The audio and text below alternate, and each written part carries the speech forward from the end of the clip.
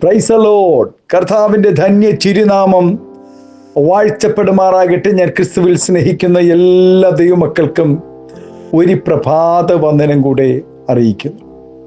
12-ാം സങ്കീർത്തനം ഇപ്രകാരം പാടുന്നു: യഹോവയെ രക്ഷിക്കണമേ, ഭക്തന്മാരില്ലാതെ പോകുന്നു, വിശ്വസ്തന്മാർ മനുഷ്യപുത്രന്മാരിൽ കുറഞ്ഞിരിക്കുന്നു. പല നല്ല ഗുണങ്ങളുമുള്ള അനേക മനുഷ്യർ ലോകത്തിലുണ്ട്. എല്ലാ നല്ല ഗുണങ്ങളും ദൈവത്തിൽ നിന്നും വരുന്നതാണ്. ഏതു നല്ല ഗുണങ്ങളെക്കാളും ഏറ്റവും മുന്നിട്ട് നിൽക്കുന്നത് വിശ്വസ്തതയാണ്. ലോകം മിടുക്കന്മാരെ അന്വേഷിക്കുമ്പോൾ ദൈവം വിശ്വസ്തന്മാരെയാണ് അന്വേഷിക്കുന്നത് തിരുവചനം പറയും. ഇരമ്യാവ് പറയുന്നു: യഹോവയെ, നിന്റെ കണ്ണ് വിശ്വസ്തതയല്ലയോ നോക്കുന്നത്? മിക്ക മനുഷ്യരും തങ്ങളോട് ദയാലുവായ ഒരുത്തനെ കാണും, എന്നാൽ വിശ്വസ്തനായ ഒരുത്തനെ ആർ കണ്ടെത്തും?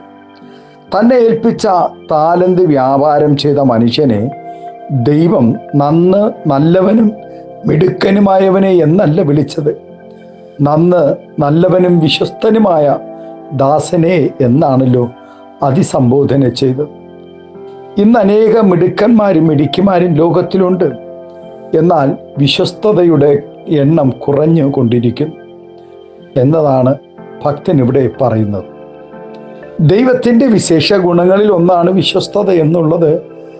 ദൈവം വിശ്വസ്തനാകുന്നു എന്ന് തിരുവചനത്തിൽ ധാരാളം രേഖപ്പെടുത്തിയിട്ടുണ്ട്.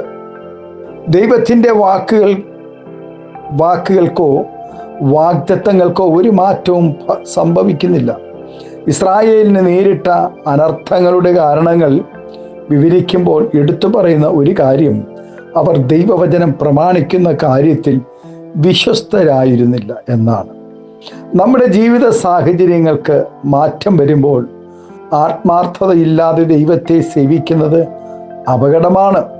ദൈവത്തോടും മനുഷ്യരോടും പ്രത്യേകിച്ച് നാം ഏർപ്പെടുന്ന സകല കാര്യങ്ങളിലും വിശ്വസ്തരായിരിക്കണം.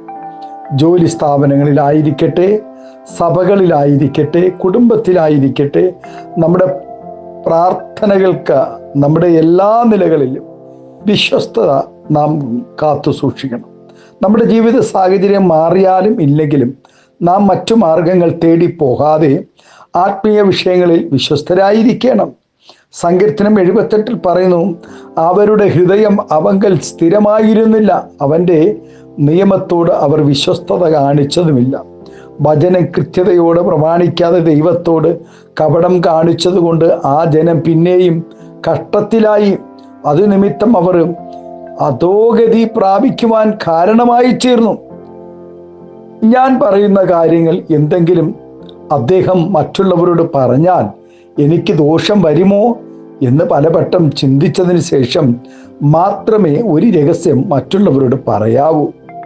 ഏഷണിക്കാരനായി നടക്കുന്നവൻ രഹസ്യം വെളിപ്പെടുത്തുന്നു, വിശ്വസ്തമാനസനോ കാര്യം മറച്ചു വെക്കുന്നു. പ്രിയ ദൈവപൈതലേ, നാം വിശ്വസ്തരായി നിലനിന്നാൽ ദൈവം നമ്മെ കാത്തു പരിപാലിക്കും. ദൈവം അവരോട് കൂടെ വസിക്കുകയും അവരെ അധികത്തിന് വിചാരകന്മാരാക്കി വെക്കുകയും ചെയ്യും. ആമേൻ. നമ്മുടെ കർത്താവ് ഈ ഭൂമിയിൽ ജനിച്ചു മരിച്ചത് പാപികളെ വീണ്ടെടുക്കുവാൻ വേണ്ടിയായിരുന്നു. നമ്മുടെ നാഥൻ ഇനി ഭൂമിയിൽ വരുന്നത് പാപികളെ വീണ്ടെടുക്കുവാനല്ല, മറിച്ച് വിശ്വസ്തതയോടുകൂടെ നിൽക്കുന്ന തൻ്റെ വിശുദ്ധന്മാരെ ചേർക്കുവാൻ വേണ്ടിയാണ്.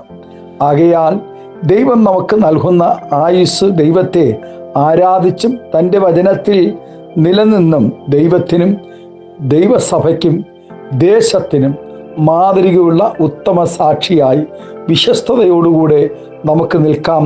അതിനായി ഈ പ്രഭാതം എല്ലാവരെയും ദൈവം ആമേൻ ഒരുക്കട്ടെ, അനുഗ്രഹിക്കട്ടെ എന്ന് നമുക്ക് പ്രാർത്ഥിക്കാം. ദൈവസന്നിധിയിൽ നമ്മുടെ കണ്ണുകളെ ദിവസത്തിനിടയ്ക്ക്. സ്വർഗീയ പിതാവേ, സ്നേഹവാനായ ഞങ്ങളുടെ നല്ല ദൈവമേ, അനുഗ്രഹം പ്രശാന്തമായ നല്ല പ്രഭാതത്തിനായി നന്ദി നിറഞ്ഞ ഹൃദയത്തോടെ സ്തോത്രം ചെയ്യുന്നു. ഈ പ്രഭാതം ഞങ്ങൾ ദൈവസന്നിധിയിൽ വിശ്വസ്തതയോടുകൂടെ കർത്താവെ ദൈവസന്നിധിയിലായിരിക്കാൻ പരിശുദ്ധാത്മാവ് സഹായിക്കണം. ഞങ്ങളുടെ വാക്കുകളിൽ, ഞങ്ങളുടെ നോട്ടങ്ങളിൽ, ഞങ്ങളുടെ കൊടുക്കൽ വാങ്ങൽ, ഞങ്ങളുടെ ആത്മീയ ഭൗതിക ജീവിതങ്ങളിൽ ഞങ്ങൾ വിശ്വസ്തരായി നിലനിൽപ്പാൻ സ്വർഗീയ നാഥൻ്റെ ആമേ സ്തോത്രം. കൃപ ഞങ്ങളോട് കൂടെ ഇരിക്കണം.